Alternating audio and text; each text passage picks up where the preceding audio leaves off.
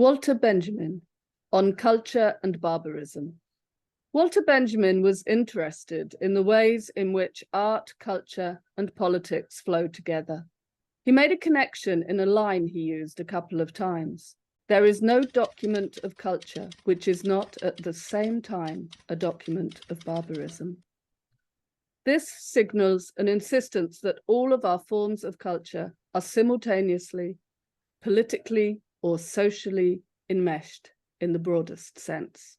All cultural documents, artworks, films, novels, poems, statues, are produced within the prevailing barbaric circumstances of class-divided society. That something beautiful or awe-inspiring might be made by an artist relies on a social division of labor that denies most people any permission to be creative.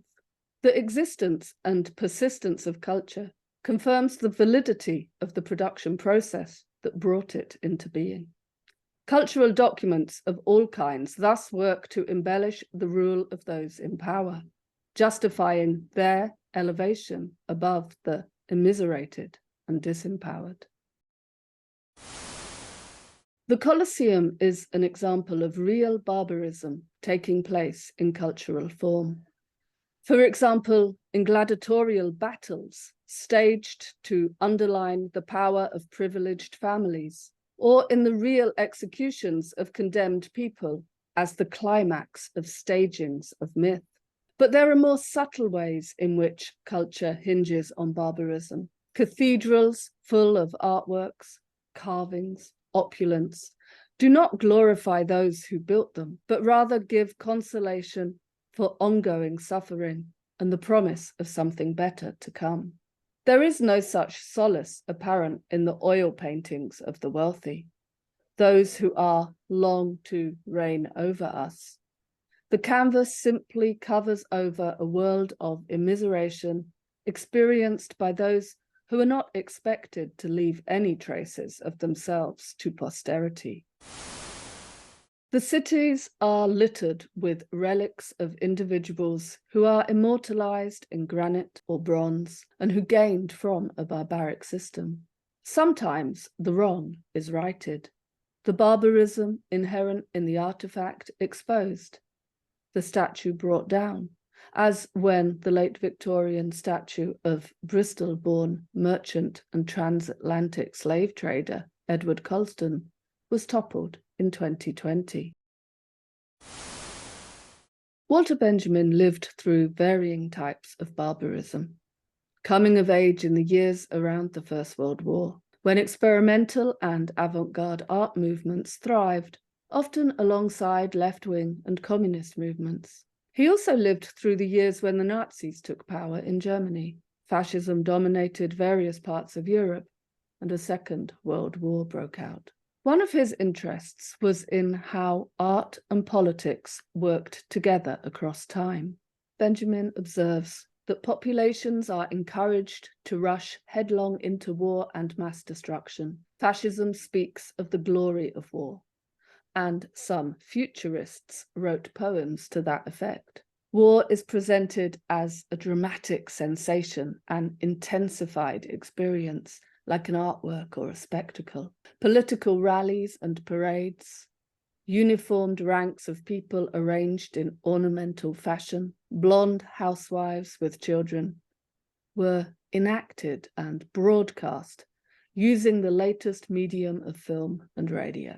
They became cultural events. To counter this, Benjamin insists on regarding art as political, as intrinsically political, and as a place where a progressive politics of liberation might be carried out.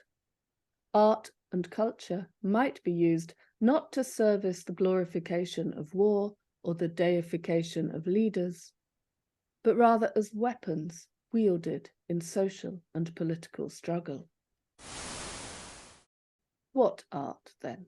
Benjamin argues that aesthetic choices, such as the choice to paint a picture or take a photograph, to make a collage or a poster, to write a poem in obscure and high-flown language, or in the vernacular discourse of the street, the decision to work as an individual artist or as a collective of makers and producers, and so on. These are all political aspects of art. Is an artist someone who sells work as a commodity? And what sort of a commodity is art? Benjamin's interlocutors, Adorno and Horkheimer, wrote about something they called the culture industry. This described all cultural production first and foremost as done for money. Financial models, questions of access, the high price of art, the return on the value of investments, all this is part of the politics of art. And for Benjamin, the work of Bertolt Brecht, John Heartfield, or Eisenstein would be three methods of engaging with this field in his time, under the conditions of his time, questioning in their various ways value, circulation, ideology, the purpose of art, distraction, propaganda, the relationship of image and world, beauty, horror, lies, violence, war, social relations. And furthermore, who is an artist? This too is a question with political aspects.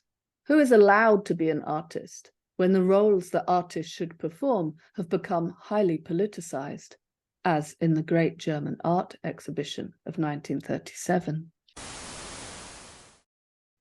To the process of rescue belongs the firm, seemingly brutal grasp. Benjamin wrote this line in 1931. Walter Benjamin's aphorism advocates a sudden movement, getting the hands dirty in grasping or grabbing in order to rescue something. What? A better life? Humanity itself? Nature? Art?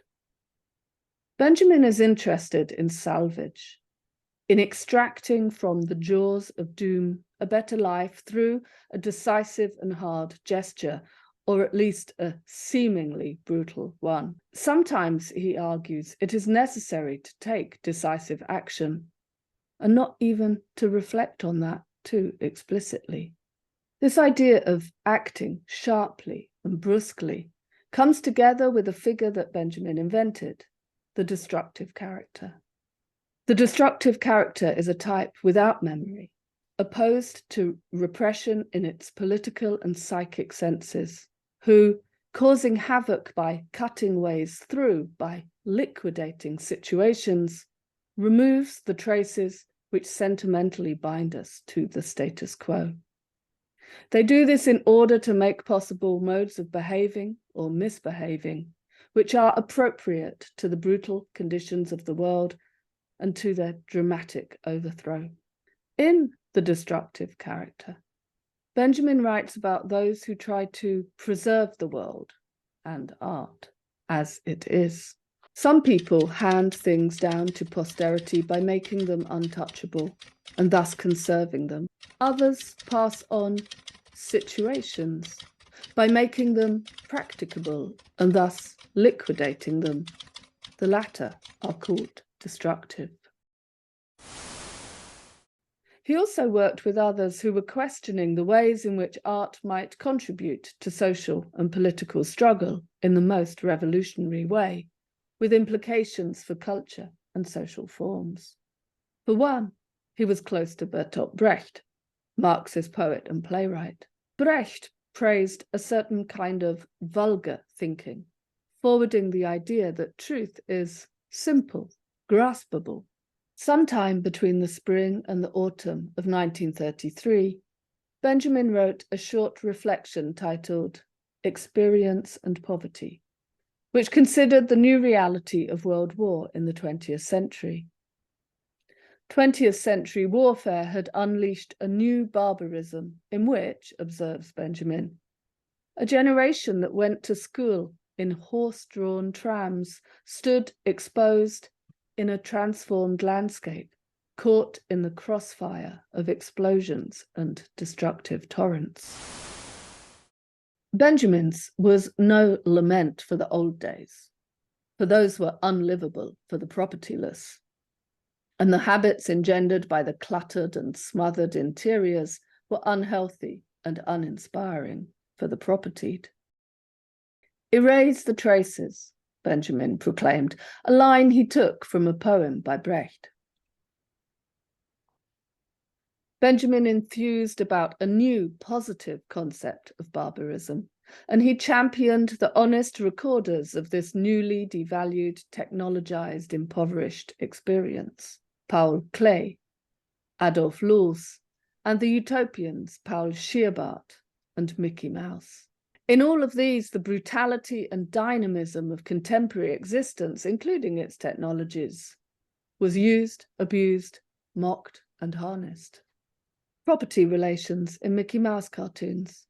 Here we see it is possible for the first time to have one's own arm, even one's own body, stolen. Benjamin wrote about Mickey Mouse first in 1930. What fascinates him is the fact that Mickey Mouse can alienate from himself an arm or a leg. He can give up his body in order to serve the power structure operative within the cartoon. That fascinates Benjamin as an image of what we are required to do in order to survive or to live our own bare lives. Experience, a sense of consistent development over time, wisdom, and continuity, no longer irrelevant in the modern world of shock and awe, factory work and war. These films disavow experience more radically than ever before. In such a world, it is not worthwhile to have experiences. Benjamin has a very sober sense of what capitalism requires of the body. The whole thing about film and its shock aesthetic subjecting the human sensorium to a type of training. This is painful. Benjamin thinks that there is a potential there to understand how we inhabit the world with technologies that might indeed alienate parts of our body in order to become this partly human, partly technological, endlessly refungible and brutalized subject. Audiences flock to these films, not primarily because they are artworks of the mechanical age of reproduction. That is just a condition of their existence.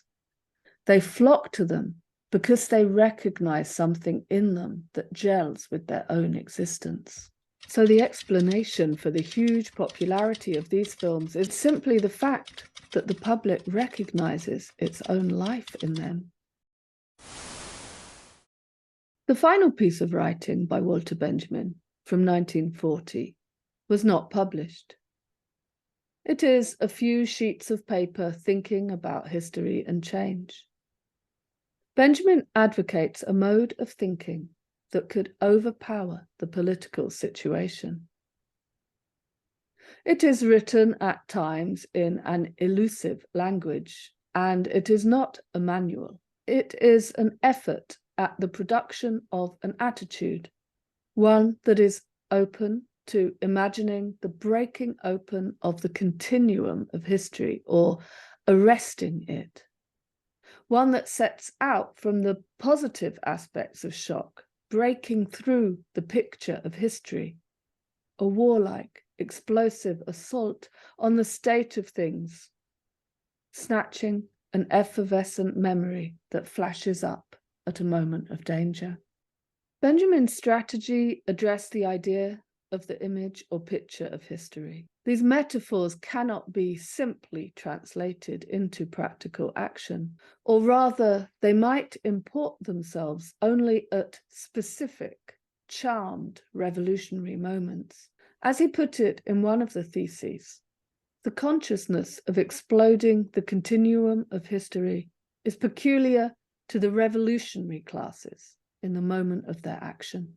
What Benjamin asserts in the essay Experience and Poverty is the necessity to adopt brutal modes of thought and action, not as a freely chosen strategy as such, but as a mimetic adaptation to the brutality that is the world, and as a glimpse into what is needed to carry through a break, a revolution, a change in the state of things. We can find this radical brutality in various and varied documents of culture. In artwork such as Duchamp's Fountain, in Eisenstein's montage and editing techniques, in Brecht's plays and poems, in the situationist détournement of comics, in the music of John Cage, or in punk. There is also brutality in thought, a breaking with thinking as it has been thought to date, an assault on common sense in order to annul the thinking that justifies by not drawing attention to everyday brutality. Brutality in action, a brutal, critical one in which time itself might be interrupted. The world itself might stop spinning. Such is revolutionary political action. The world is brutal, and critique might become action on and in the world and its symbols. There is no document of culture which is not at the same time a document of barbarism. Sometimes the statues that glorify brutal systems and their agents are kicked over, revealing a connection between culture and the barbaric that exists, usually obscured. Such radical acts direct art and politics and life towards other possibilities.